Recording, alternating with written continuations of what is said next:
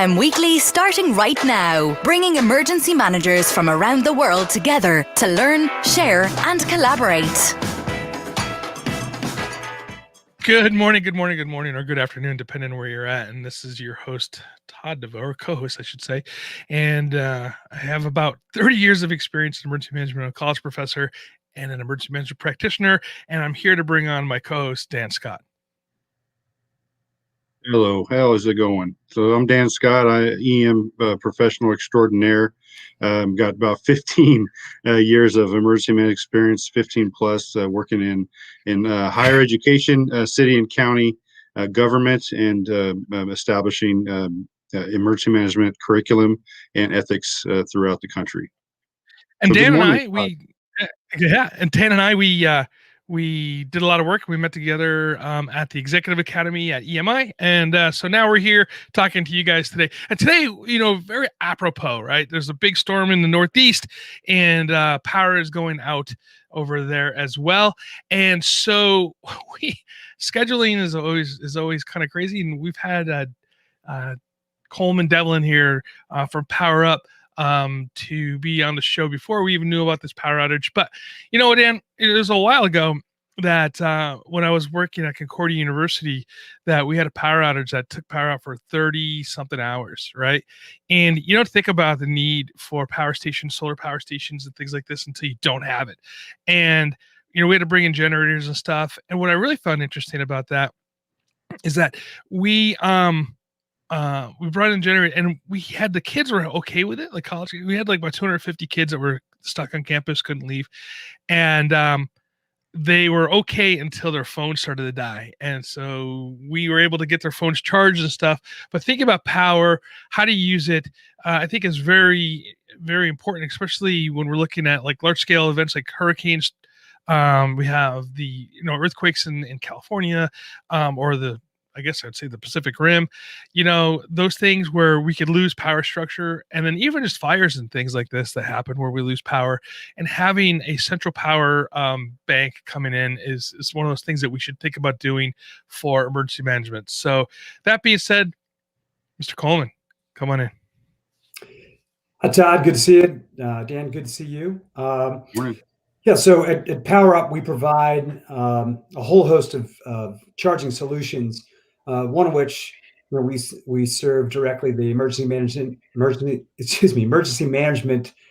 sector with our full size charging trailer. So it's a solar powered trailer that provides charging to up to 90 devices, through cables, AC, USB. In addition to 2 large screens on the side of the trailer for communication. And that power, as you cited that one example, 36 hours. So in addition to the solar power itself, the trailers are equipped with a power bank of batteries that can go essentially full bore, without the solar for 2 to 3 days without being recharged. So we look to help emergency management agencies with their preparedness and response and recovery, with that type of solution. So in general, with power stations and things like this, we've seen the big generators that take up diesel fuel. I know that hospitals, emergency management, EOCs, we have the larger generators, which you can run off diesel for about 7 days before you need to get refuel and stuff like that. But that's a lot of logistical portions of it. What's the case studies they've seen for the use of using the trailers? And before you answer this, I just want to say one more thing. When I first met PowerUp, it was at the Long Beach IEM conference, and they had their it basically looks like high top bar tables, if you will, that you could plug your phone in. You can do it's a really cool system, and that's where I first met the guys over with PowerUp and the support that they have for bringing out these large tables. And you can use those at your command posts, or you can use those at your shelters, things like this. So there's very many different things that you can use their products for. But let's go back to the trailers here for a second.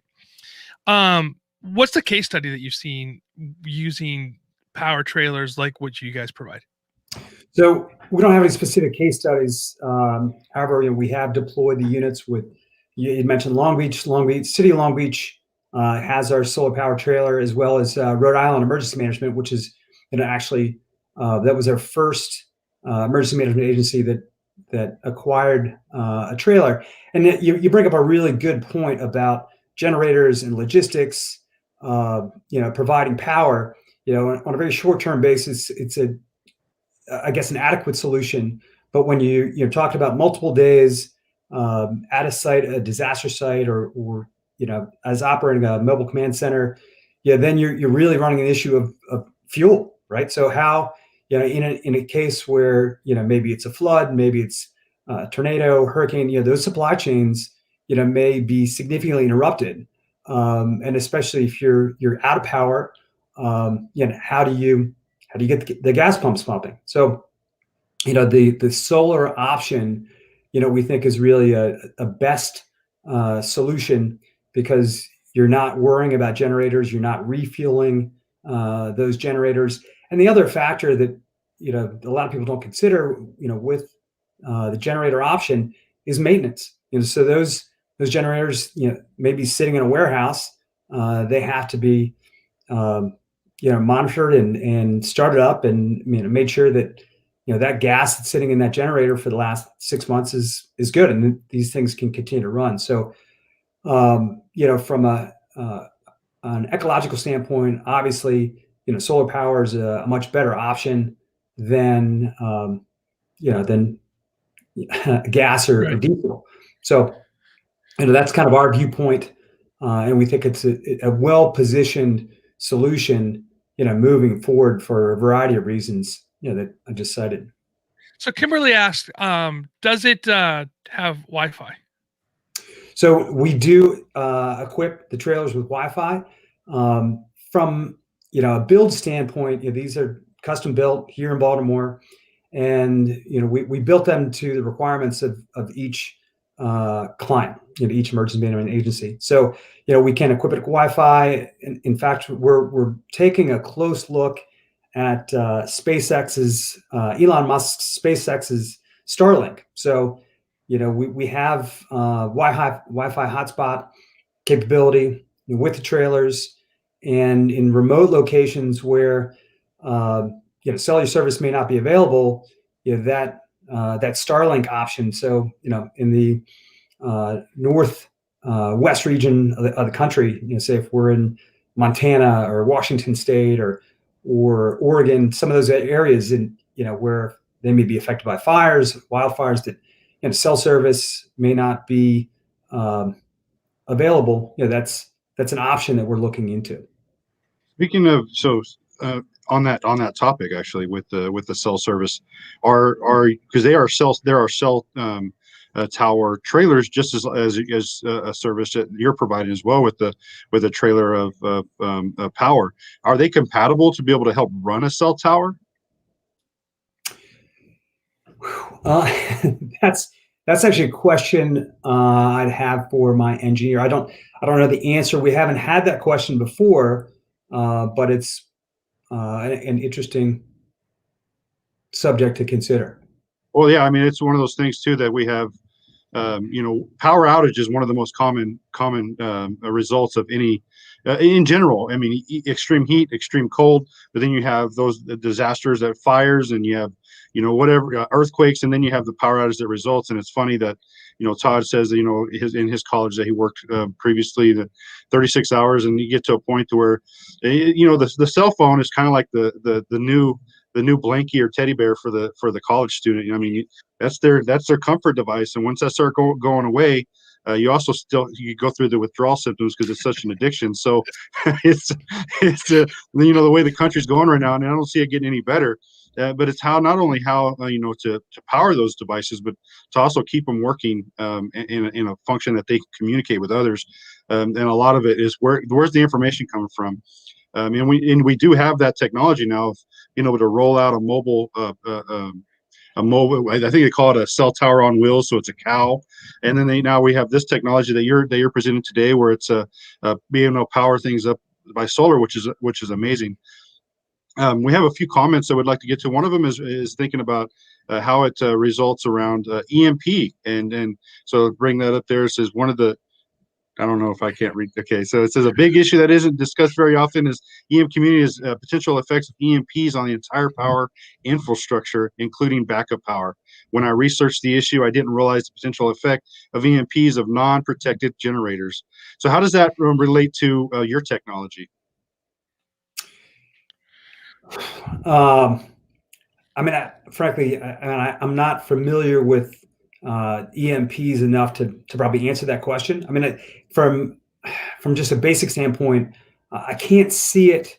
I mean, our system's pretty fail-safe, so the power is stored in a large array, a battery bank. So I can't see EMP affecting the delivery of power from that power bank. Do you think that? I mean, I think it was more of a comment than a question. So, I mean, ultimately, that is something we're concerned about. It's one of those things that we hear about. We've not necessarily have experienced a whole lot, but it was just more of a comment from the individual. But it is a question that we get a lot. What happens if, because we're so technology driven, what happens if we have an EMP that shuts us down? And it's one of those things too that's related to terrorism quite often. So Robert asked the question, have you conducted or have you considered joining up for functional exercises such as dark sky event to test out the capabilities? And then, the other one, I want to kind of tap onto that too. And Christopher says, what size group would one of these trailers handle? Is it scalable? I think they both kind of go together, because like, what are the capabilities of the trailer, of the power trailer there? Say, could you deploy this to somewhere, say like in DC during the protests or whatever, to be able to keep the the radios running during such an event? Yeah, so our typical configuration is 24 lockers, and I'll just go into a little bit of background. So the lockers can either operate from a 4-digit PIN code, so anyone can use the lockers, or you can restrict access to a specific group through RFID wristbands. So you have a group of emergency managers or staff that you've equipped with those wristbands. So it is a secure charging station.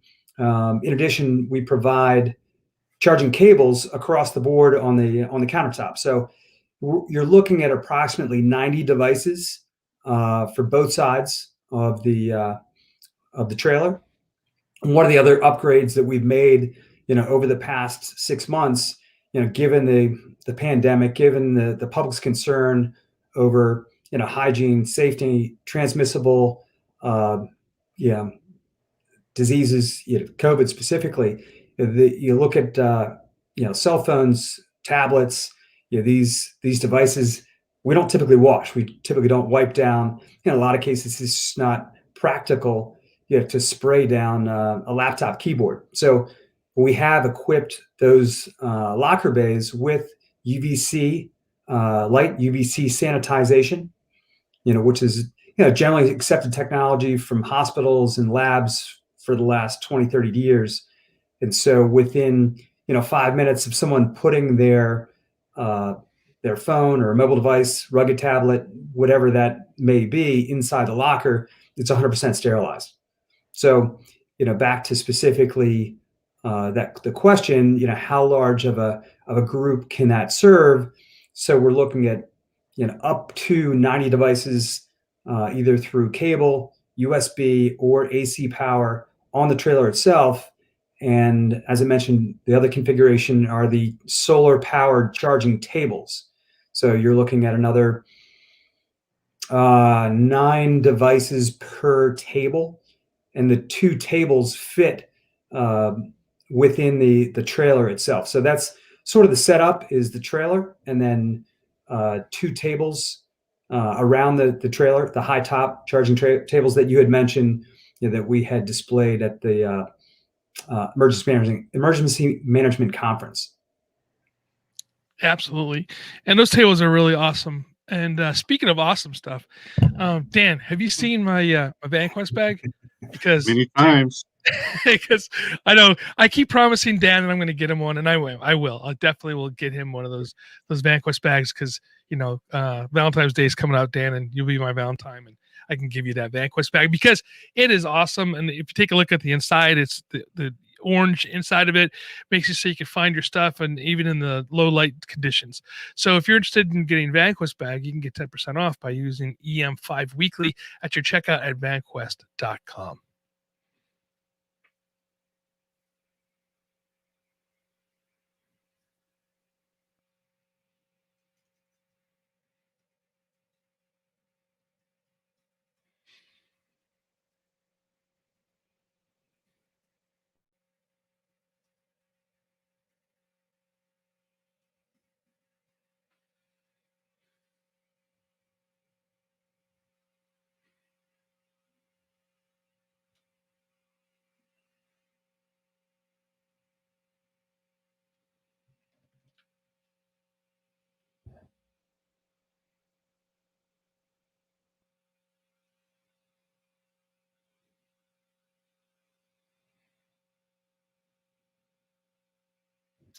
Hey, welcome back from that quick break, and thank you for listening to our sponsors. Because without them, we could not bring you this quality show.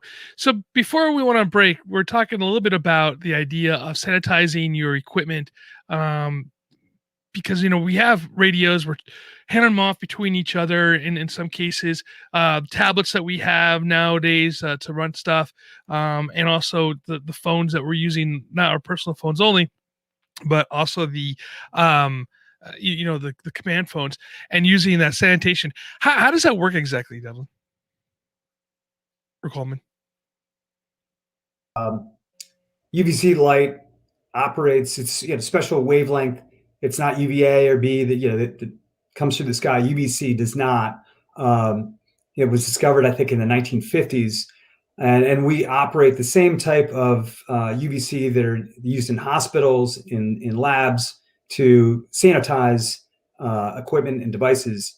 So it operates at a 254 nanometer wavelength, and the expected sanitation time is about 3 minutes. So we set our timers for 5 to make it 100% secure. This is sort of an offshoot of some of the other work that we've done in charging this year, specific to COVID. I'd mentioned you before, we came on the podcast, that we worked with NFL teams like the Denver Broncos, Miami Dolphins, Baltimore Ravens, and now some MLB teams such as the Marlins and NBA with Miami Heat, providing them with charging carts that utilize UVC light to sanitize those devices, be that two-way radios, scanners, surfaces, iPads, all that equipment, which typically you don't want to spray down with disinfectant, and it's not 100% effective to begin with. So we think that it's a proven solution that makes a lot of sense now, and looking forward, because we don't know what the next thing may be. As we've seen viruses like SARS and MERS, and prior to COVID. Mm-hmm. Yeah, COVID has brought that technology to the forefront, as far in many different industries, even in higher ed as well, in the classroom, and disinfecting equipment in science labs and this types of thing. So it's definitely brought that technology to the forefront. And I think, honestly, and I'm looking forward to see what the research is going to show as far as how this new technology and the new way of doing things that we've done is going to transpire and bring the flu the exchange down. Yeah. How's that going to bring that down? The amount of individuals that get that every year. How long if COVID's around for for foreseeable future, if that starts to go down because of this new technology and the new behavior which it instilled in us as a culture, not just in the United States but in the world. But one of the questions I would like to ask regarding the technology that you provide is it strictly for being able to utilize for small equipment, or can it run larger equipment as well, or recharge larger equipment as well? Larger equipment. Can you be more specific? You know, when Well, you're there are some like charging like vehicles, like electric vehicles that require a charging station, like a cart or something like that, that would need to be used. Like at a college, I work at a college district, and we have several carts. And if our power goes down and one of our carts goes down, would it be able to recharge a cart to be able to function? So, to answer that question, we are limited as far as power output. It's a 700 watt. The solar array is 700 watt. The batteries, as I mentioned, we can go full bore charging, 90 mobile devices, which don't consume all that much energy, and we do use fast charging technology, which it charges about 1% per minute. If we were looking at a um, larger device, a larger piece of equipment, that'd be more of a challenge. We have had that question come up before in our conversation with the National Capital Region Emergency Management in charging wheelchairs. So it's something that we've looked at. We haven't come up with a solution yet, but battery technology is changing pretty quickly. So I'd say in the future, yes. Currently, under the current design, it's mostly equipped just for mobile devices. Very cool. I mean, wheelchairs in itself would be a great transition for those who have electric wheelchairs. But as far as the carts go, I mean, people use those for getting around, security, transporting injured parties, and then they have the electric. They have electronic. What am I thinking of? Medical beds and stuff like that as well, that could potentially benefit from this type of technology. So, I mean, the technology itself is amazing, and it's even more amazing that you're already looking at these expansions as far as like the community itself. And I've seen this happen. One of the first colleges I worked at was right next door to a senior living, and you have seniors out on and about in the community, and they break down in their little scooter or their wheelchair, and you got to help them out.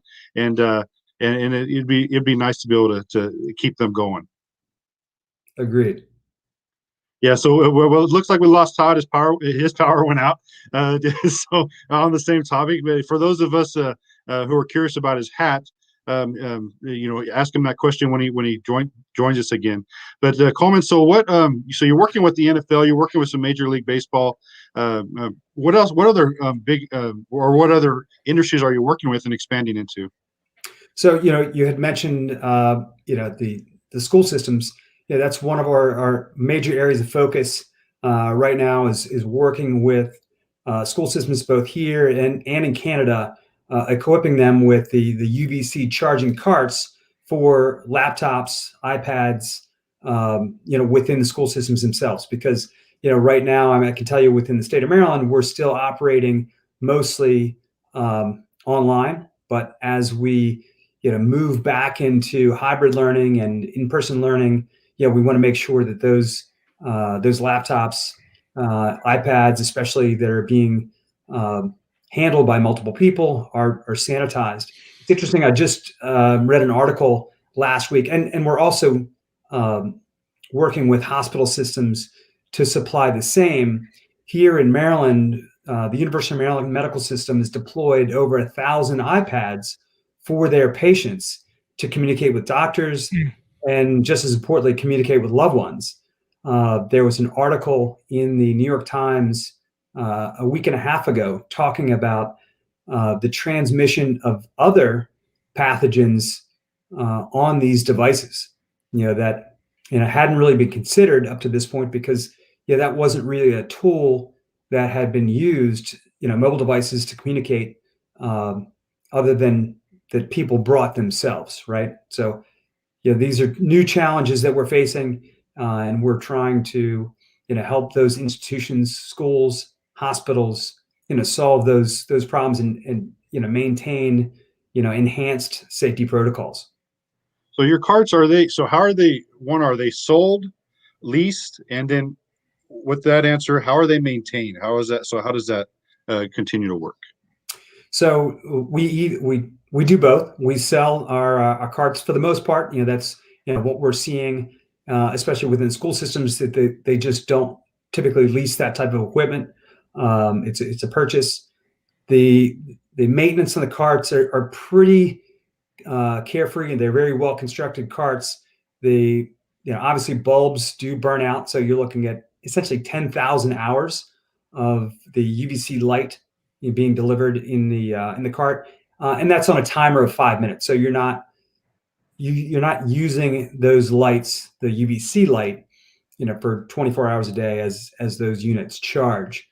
And it again depends upon the end user, be that NFL, that you've got a unit in the broadcast booth. It's a 10 bay cart, or within a school system that may be using a 60 bay cart, either by USB or AC power. Absolutely. Hey guys, sorry about doing that. So I'll fall on the sword in this one. I hit a button I shouldn't have hit when I was trying to look at some of the comments out there. So I do apologize. There's a couple of the comments that came out, and I know that one of them was we're asking about the type of batteries that you guys are using. So that's a question more of our engineer. I do know it's a deep cycle battery that's specifically designed for use with solar power. So it's far better than, I know the batteries are really expensive. So if that's any indication of the quality, it's not just a battery that you go down to AutoZone and pick up. So it's very specialized to the application. Absolutely. Well, Coleman, thank you so much for your time today. How can people find you? So people can find us on the website. So that's www.powerupconnect.com. So our viewpoint is connecting the moments that matter. We want to make sure that people's devices, either in emergency situations, or at sporting venues, what have you, that they always stay connected. So that's where PowerUpConnect.com comes from. You can see a whole suite of solutions on our website. Absolutely. And everybody, that information is also down in the show notes. So if you're driving and your pencil's not broken or your pencil's not sharp, you can go ahead and just click on the show notes below. So Coleman, thank you so much for your time today. You're welcome. Thank you for having me on. Hey, everybody, thank you so much for spending your time with us today. I mean, it's we'll talk about power specifically. I know that we had the issues, and this is one of the reasons why I asked PowerUp to come on to the show. Like I said, I met them at the IEM conference. They have some really cool products there, and they're really supportive of what we do here in emergency management. And so that's why I invited them to come on the show, talk about what their solutions are. And as we're talking about this, people are losing power in the Northeast due to the snowstorms.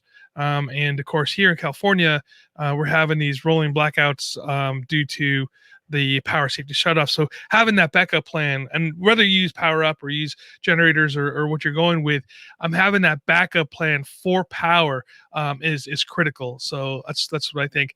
Now, Dan, Sure. here's a moment. So I lost a bet, right? I'm a Buffalo Bills fan. I lost a bet. I have a Kansas City hat on. You may ask why, because Kelly McKinney and I had a bet saying that if Kansas City won, I would wear the hat. I have one more time to wear this hat. And it's not bad, right? And I'm going to pull for Kansas City in the Super Bowl this weekend. And Mahomes is God. I got to put that down. He's a great quarterback. And I really wish them the best of luck. So if you're a Kansas City fan, you got one more on your side. If you're a Tom Brady fan, sorry. I'm going to go to Kansas City. Don't hate me. It's nice to know you uphold your bet. Well, yeah, I tried to. But anyway, everybody, looking forward to seeing you all for next week as well.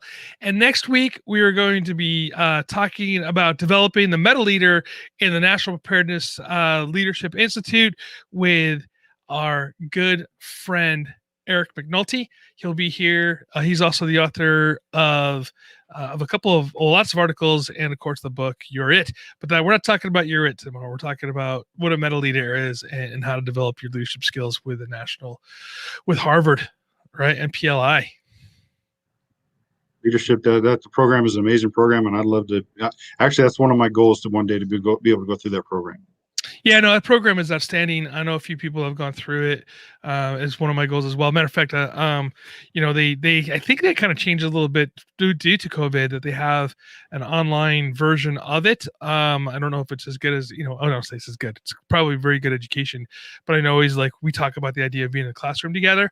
But the idea here is that technology, so I talk about technology, has moved into where you can be in a classroom, have face-to-face interactions with people. So I'm sure that their online uh, offering is just as quality, and I can't wait till someday to be back in the classroom. So, well, everybody, thank you so much for your time today. It's always appreciated of you guys being here with us. And follow us on your favorite podcast player, your favorite device here. We have it on YouTube, Facebook, LinkedIn, Twitter, the Instagram, all those social media points. And until next week, stay safe, stay happy, stay hydrated.